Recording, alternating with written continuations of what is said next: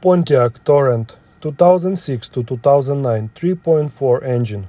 The ABS sensors are located on the back side of the wheel hub. To access the rear ABS sensors, you need to remove the brake rotors.